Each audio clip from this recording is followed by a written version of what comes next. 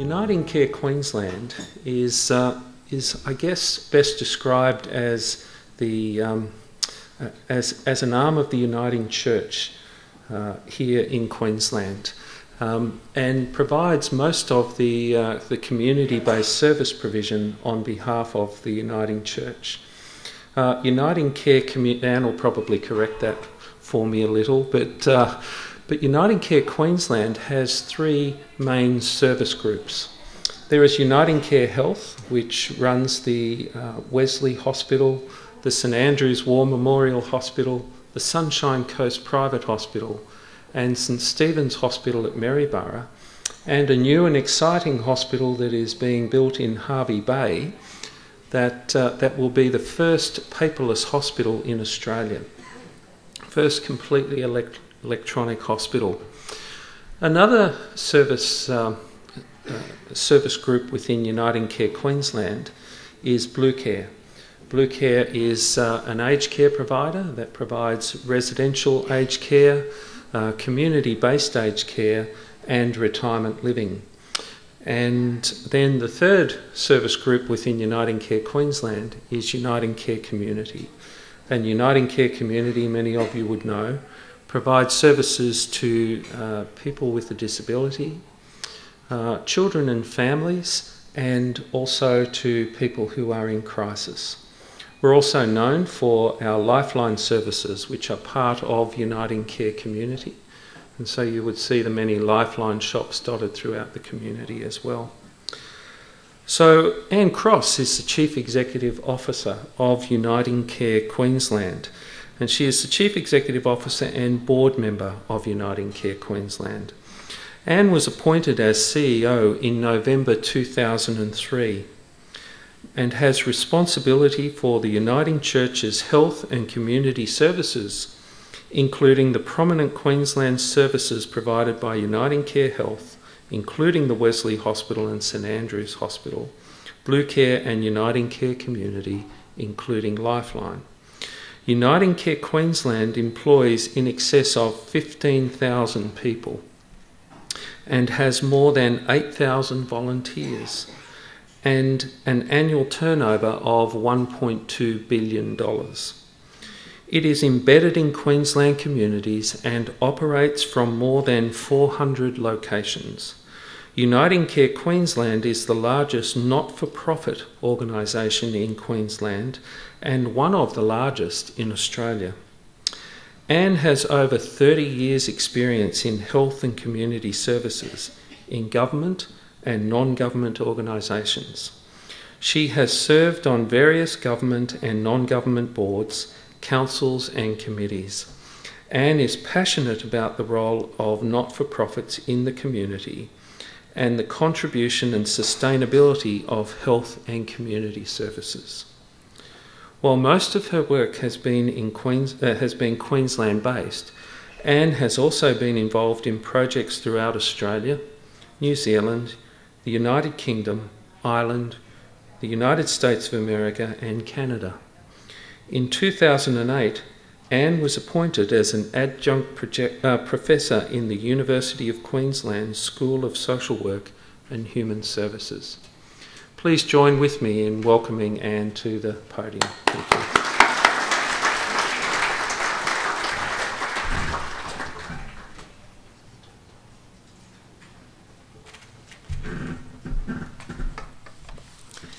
I too would like to pay my respect to elders past and present and add my thanks to Marucci Baramba for that very warm welcome to country. Good morning to you all here in Brisbane and in Cairns and in Townsville. It is a real privilege to be with you here today. Thanks, Bob, for the introduction. I should have got around to writing my own bio, I think, rather than letting him get the one off the intranet. You might have got sort of a bit more of what the real me is, and Bob knows me pretty well, so I thought he might do that rather than, talk about all those kind of roles and the big things that people end up putting on intranets. But I hope as I talk today, you'll realise that the matters that we're going to discuss over these next couple of days are very important, including important to me personally. Your contributions will contribute very significantly to the shape of what response UnitingCare makes to people with disabilities into the future. I want you to know, as the CEO of the group, that I'm very passionate about people with disabilities having the opportunities to lead the life they want, and I want UnitingCare Community to be the very best it can be in responding to the needs and wishes of people with disabilities and their families. So like many people of my generation growing up in Nambour, and indeed in many other towns across, I didn't grow up in other towns, but like other people growing up in towns across Australia, I did not grow up knowing people with disabilities. There was a special school for them. I do not remember any children in the neighbourhood. My father was a businessman, and I don't recall customers or staff who had disabilities. Perhaps I was a bit blind to disability then, but my hunch is that children and adults with disabilities were not out and about in our community. They were in their families, and if they couldn't be sustained, they were in institutions like Basil Stafford and Challoner and several others across this state. It was not until I was at uni that I recall having any real exposure to the issues facing people with disabilities. I'll tell you just a couple of those small ones. As part of my university studies in social work, so I would have been in about, year two, I think, we did a field visit. It wasn't a placement, it was just one of those visits where you go and visit services. I went on a field visit to Challoner Centre. Do you know what Challoner is? Yes, some people do, but not everybody.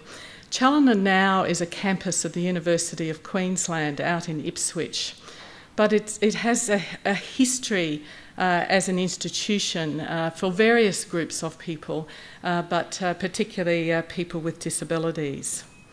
So I went to Challoner with a small group of people, and we were taken through the wards that people lived in, if you could call it living. The people I met were presented to us in what I can only describe as subhuman conditions. Many of you will have seen documentaries and things about terrible institutions in, both in this country and in other countries, and Challoner was all of that. I have to say, I was so confronted that evening I threw up. A next key little memory that I have was I did an actual placement at the Brotherhood of St Lawrence in Melbourne. And I had contact there with a family who had two daughters with intellectual disabilities who were at that stage in their 30s. They had never been to school. They stayed at home in a dark room the whole time, and they never, that I could ascertain, ever went out. Sometime later, I found myself working in organisations that provided services to people with disabilities and their families, and in government who funded services. In the late 80s, I did my master's degree, and my thesis topic was participation of people with disability in disability services. In retrospect, what I was interested in then was mild compared to what I now know is possible, and what I expect we can do if our hearts and our heads are properly aligned in favour of supporting people with disabilities and families to live their lives as fully as possible. What doing the thesis did, however, was get me out and about, out of my kind of professional little boundaries, and get me out and about talking with people with disabilities and their families about their hopes and dreams and their experiences, which were often negative, of receiving services.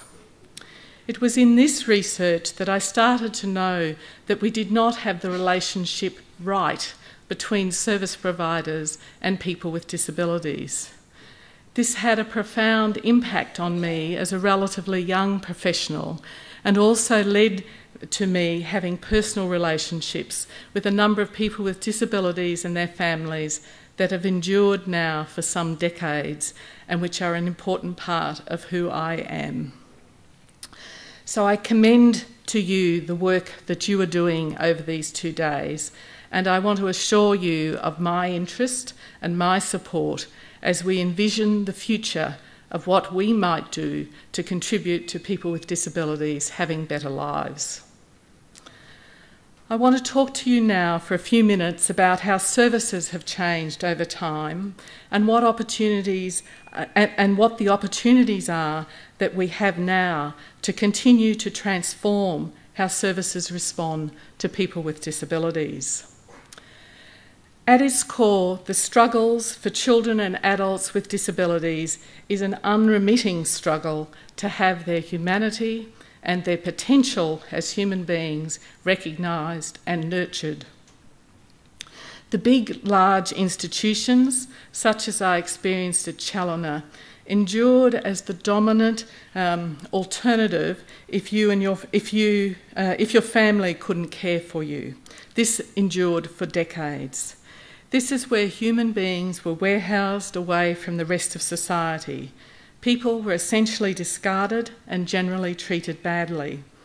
There were reformers in institutions, which I haven't got time to discuss here today, but generally speaking, the deep awfulness of institutions would reassert itself and defeat many of the reforms that were ever instigated. Whilst today and tomorrow is about looking forward, I do think it's important to understand the history of institutional care because it lurks in our collective and societal psyche, ready to reassert itself in small ways and big ways. It's something we need to guard against. The origins of what we might now think of as modern disability services commenced, broadly speaking, in the 1950s in a post-war economic boom era by families, especially women, who of course had been banished back to the kitchens when the men returned from the war. But these families, and especially the women, wanted better for their children.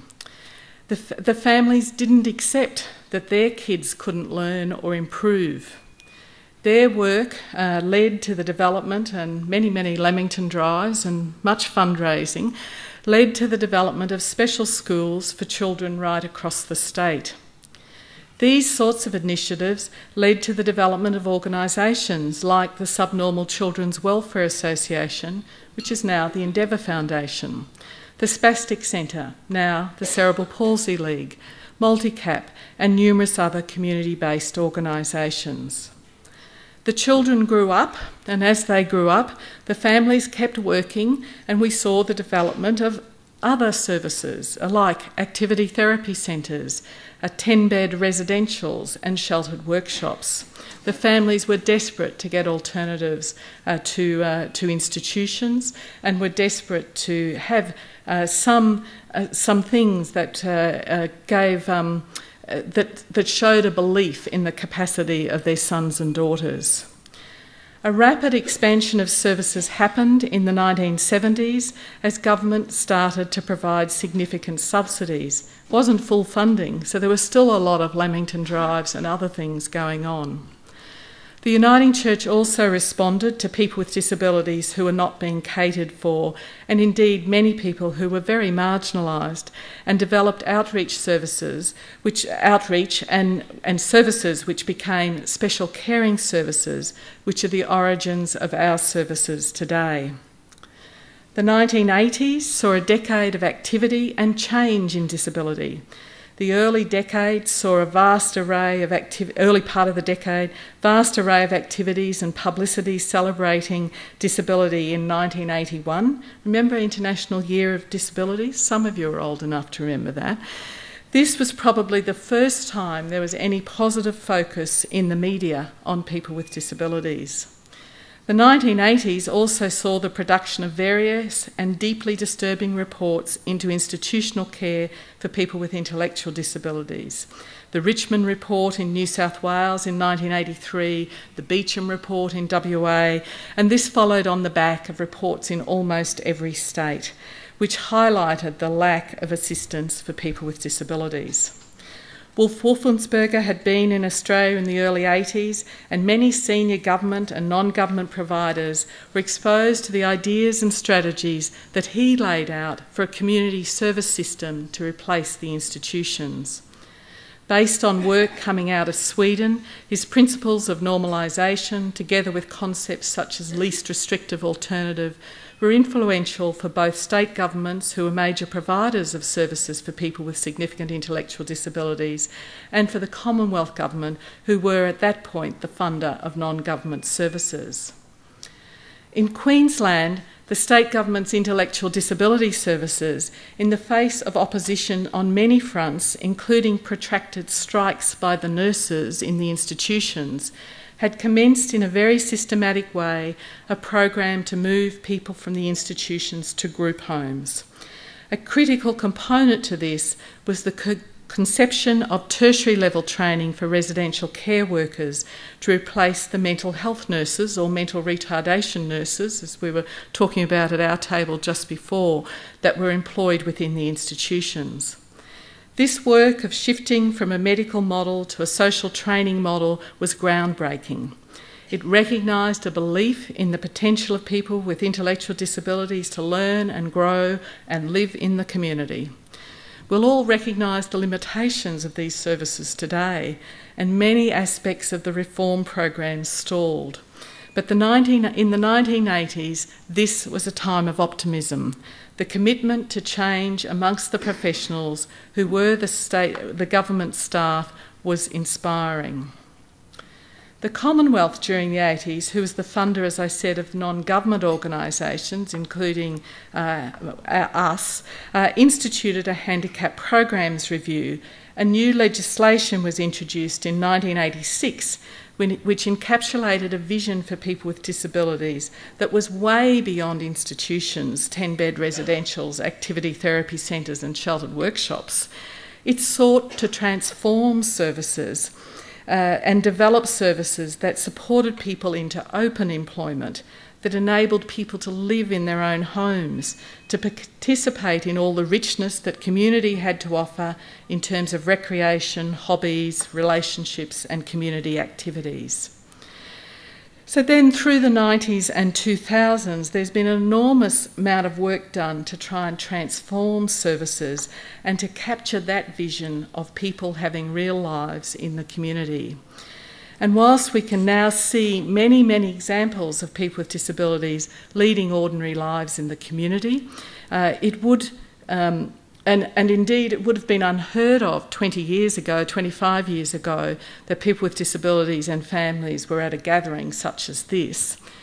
There needs to now be new struggles to continue the transformation.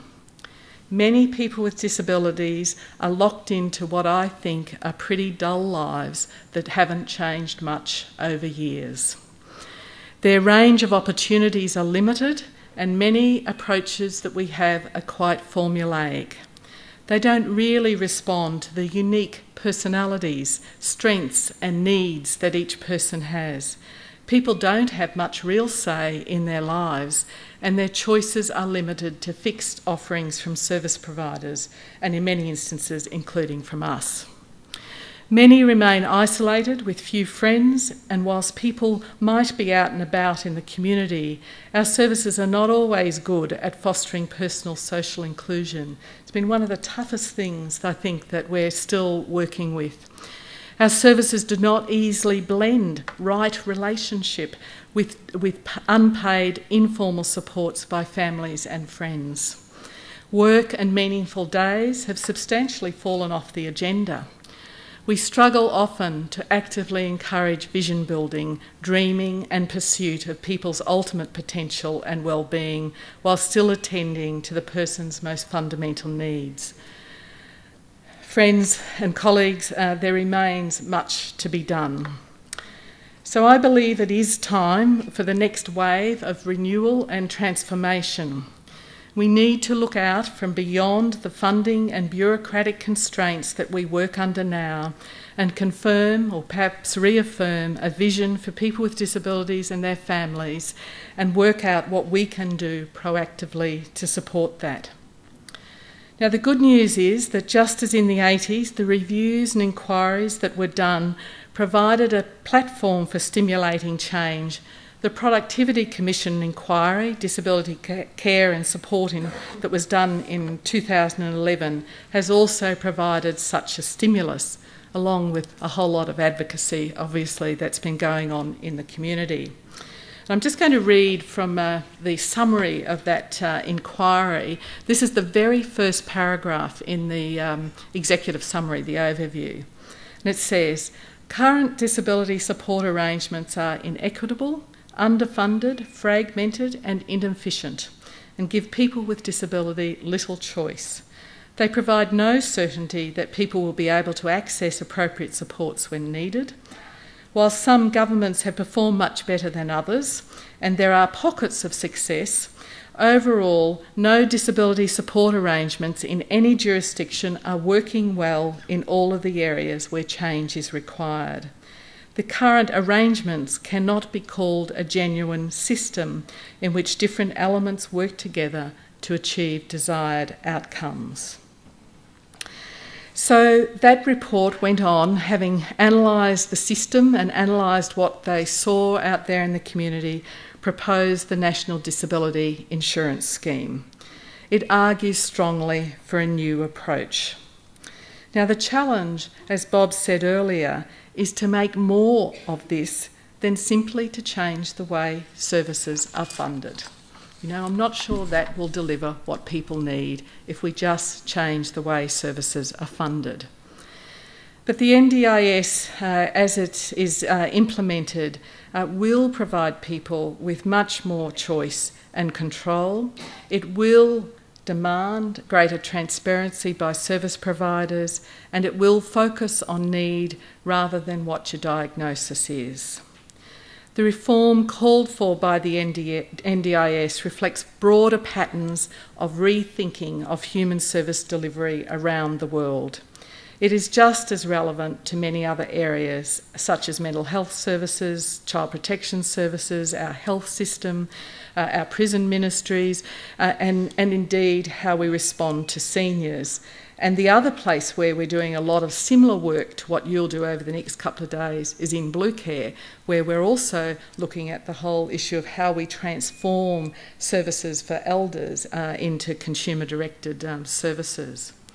Not the least of these questions that we need to address is about who we are, what we offer, and what our promise is to those we serve.